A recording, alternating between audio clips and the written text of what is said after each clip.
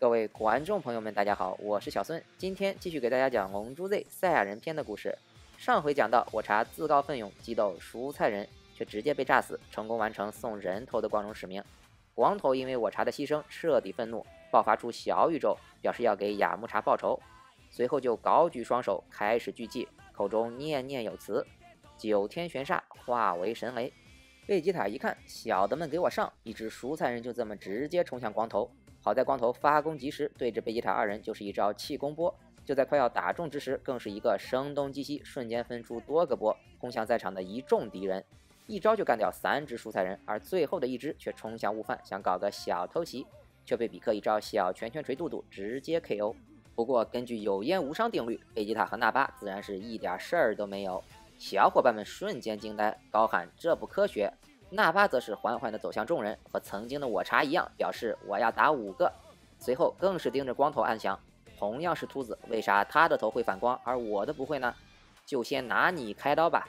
不过比克却是一个瞬移，直接挡在光头前面，并表示我的头也不会反光呀。接着就使出一招狮吼功，不过却被轻松闪躲。随后纳巴更是一个闪身到比克身后，叫你呀多管闲事儿，一脚就将他踢飞。紧接着纳巴就开始爆气，身体周围更是生出道道闪电，妥妥的超级赛亚人兔。不过没有头发的他注定是无缘超级赛亚人。接着他就冲向3眼神童天津饭，趁他还没有召唤出红色神鹰，直接一招就打断他的手臂。接着又是飞起一脚把他踢得倒地不起。一旁的饺子看到自己最敬爱的欧巴竟然被敌人按在地上疯狂摩擦，直接学着蔬菜人那样抱住纳巴就是一个自爆。可就是这样赔上性命的攻击，纳巴硬扛下，竟然一根头发都没掉。一旁的3眼神童看到如同亲弟弟般的饺子战死，异常悲愤，随后就不管不顾地冲向纳巴，一副死战到底的架势。很快二人就扭打到一起，只见天津饭单手打出一套昂牙风风拳，只可惜实力悬殊太大，没过多久就被纳巴一招小拳拳捶肚肚打得倒地不起。就在纳巴打算补上最后一击 KO 天津饭之时，比克突然大喊：就是现在，我们上！随即二人一个闪身就对纳巴展开一套合击，而悟饭却因为太害怕，竟然选择逃跑，就这么错过最佳的攻击时间。倒在一旁的天津饭突然一通回光返照，用尽最后的生命发出一招气功炮，激起阵阵浓烟，不过并没有什么管用。光头看着小伙伴们一个个的死掉，彻底陷入绝望，不由大喊：悟空你在哪儿？一旁的贝吉塔一听，哎呦，你是在说卡卡罗特吗？那我就等他3个小时，并表示那家伙是我们赛亚人的叛徒，必须好好整治一番。就在大家等悟空的间隙，比克看悟饭那是越发不顺眼，胆小鬼，亏我还对你有所期待。光头则在一旁打圆场，人家悟饭还不到5岁嘛，还是个宝宝呀。比克一撇嘴，5岁又怎样？想我3岁就和悟空进行过生死搏杀。而悟饭则满怀期待地说道：还有3小时，爸爸，请再打我一次吧。画面一转，悟空经过长途跋涉，终于到达阎王处。早就等候多时的天神带着他一个瞬移就回到神殿。随后悟空更是不顾身体的疲惫，纵身一跃就往战场赶去，同时还不忘赶紧吃一颗猫仙人给的仙豆，瞬间就满血复活。回到战场，纳巴那是一个摩拳擦掌，还兴奋地把自己脱个精光，就等着时间一到，好好的调教比克3人。而小伙伴们只能孤注一掷，在一旁交头接耳，制定出一套抓尾巴计划。随后光头就大叫着冲向纳巴，就在其分神之时，比克一个闪身就出现在纳巴身后，一把就抓住他的尾巴。旁边的悟饭随即冲上去准备给予最后一击，然而纳巴却并没有受到任何影响，一锤子就把比克打得直接昏厥。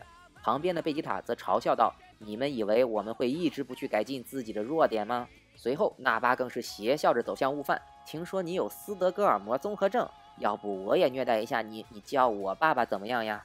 接着就对悟饭一通拳打脚踢，倒在一旁的比克心生感应，瞬间清醒，竟敢跟我抢儿子！接着一个气功波直接打在纳巴背后，顿时一阵焦香。旁边的贝吉塔不由食指大动，哈哈大笑：哇，好香呀！先让我加点孜然再烤。就在这时，众人感受到一股强大的气息正在向此处接近，小伙伴们那是一阵激动，哇塞，一定是悟空呀！再坚持一下，马上就可以翻盘。贝吉塔习惯性的捡起地上的探测器一看，真是不看不知道，一看吓一跳。卧槽，战力指数5000点，这是个啥子外挂？明明1年前还不到500的呀！纳巴二人不由大惊失色，贝吉塔更是要求赶紧杀掉比克3人，为防止他们之后和悟空联手。随后纳巴就冲向悟饭，准备大开杀戒。哪知悟饭突然爆发出小宇宙，一个鞭腿直接就把那巴踢飞。不过敌人并没有受到太大的伤害，反而被这一脚给彻底激怒。亏我还想认你当儿子，既然你这么不识抬举，那就去死吧！随即对着悟饭就是一招闪电鞭。就在这千钧一发之际，比克一个闪身挡在悟饭身前，不顾性命，硬生生扛下这一招。身受重伤的他还不忘让悟饭快逃，随后就径直倒下。弥留之际，脑中还浮现出过去1年跟悟饭在一起的点点滴滴，泪水更是不受控制的涌出，之后就彻底闭上双眼，而天神也因此消失。伤心欲绝的悟饭突破极限，战力指数直接飙升到2800，发出一招魔闪光报仇，可是却被那巴一拳击飞，仅仅只是震得他手臂发麻。悟饭不由一阵绝望，眼前的敌人就如同一座巍峨的高山，无法逾越，再也生不出半点反抗之心，只能跪在地上，如同一只待宰的羔羊。就在这千钧一发之际，悟饭突然消失，竟然被筋斗云所救，而悟空也终于抵达战场。看着周围一个个牺牲的小伙伴们，悟空不由怒火中烧，就这么缓缓地朝那巴走去。那巴嘿嘿一笑，那我就送你一拳当见面礼，却是碰都没碰到悟空，顿时大惊失色。而悟空却把最后一个仙豆一分为2，喂给悟饭和光头。恢复精神的2人表示要和悟空一起联手对付赛亚人，而悟空则表示自己要1v2，不需要任何人插手。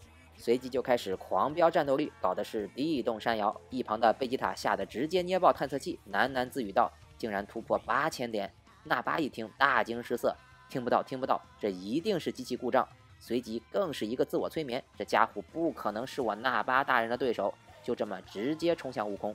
而悟空则是一个闪身，同时发动一招接化发，把那巴踢倒在地，还不忘一阵嘲讽。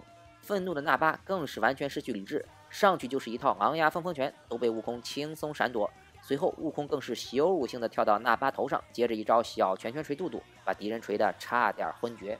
旁边的贝吉塔不由提醒道，他是在故意激怒你，不要中计。随后那巴深吸几口气，终于勉强保持平静，接着更是暴气施展出一招惊天动地的嘴炮。